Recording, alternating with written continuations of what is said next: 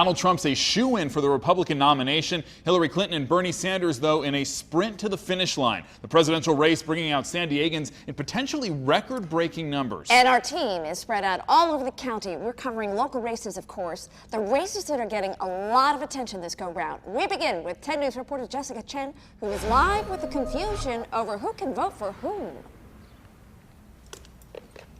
Yeah, the confusion is really stemming from those who are registered as nonpartisan voters. In this election, nonpartisan voters only get 4 ballot options, and this chart is handed out to poll workers, letting them know what 4 options they are. And those ballot options are American Independent, Libertarian, Nonpartisan, or Nonpartisan Democrat. Nonpartisan voters cannot vote under the Republican or Democratic ballots today. The registrar's office says this chart is given to poll workers to make sure they're handing out the right ballots, because once a wrong ballot is cast, they cannot go back and retrieve it. Give them a chart, an easy to read chart, color coordinated chart, to go over the various steps to identify the voter, figure out what political party preference they are in, and then what options, if any, that they should be given. Now, come November's election, people can vote for whichever candidate they want, regardless of what party they're registered under. In University Heights, Jessica Chen, 10 News. All right, Jessica, thank you. Well, these faces that you're looking at have California's primary in the spotlight, and it's bringing a ton of attention to local races that might not have otherwise brought out voters. Our newsroom highlighting 3 right now. Take a look. The first here, the fight for District 3. Escondido Mayor Sam Abed and Encinitas Mayor Kristen Gaspar both vying for Dave Roberts' seat, which covers a big chunk of San Diego. District 1 is also key. It's the Republicans' best shot at gaining the majority on the city council. Candidates are duking it out to replace incumbent Sherry Leitner. And San Diego Mayor Kevin Faulconer fighting to keep his job. He's facing opposition from former City Councilman Ed Harris and former California State Assembly member Lori Saldana. Our team covering the race that could turn into a showdown over San Diego. Emily Thode is with County Democrats, but we want to begin with 10 News anchor Vanessa Van Hefty live at the U.S. Grant Hotel Republican headquarters. Vanessa?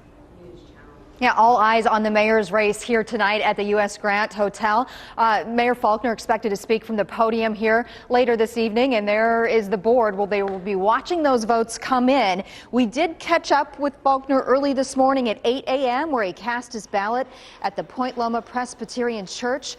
The Republican-affiliated incumbent won in a special election, you'll remember, back in 2014 to replace Bob Filner. He has devoted a lot of his time in office to road repairs, fixing those potholes.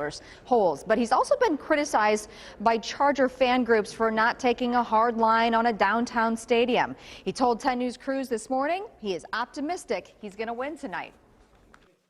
It's not about Republican, Democrat, or Independent. My focus has been on doing the right thing for San Diego. I think that's shown over the last couple of years, and I'm looking forward to the opportunity to continue that for 4 more years.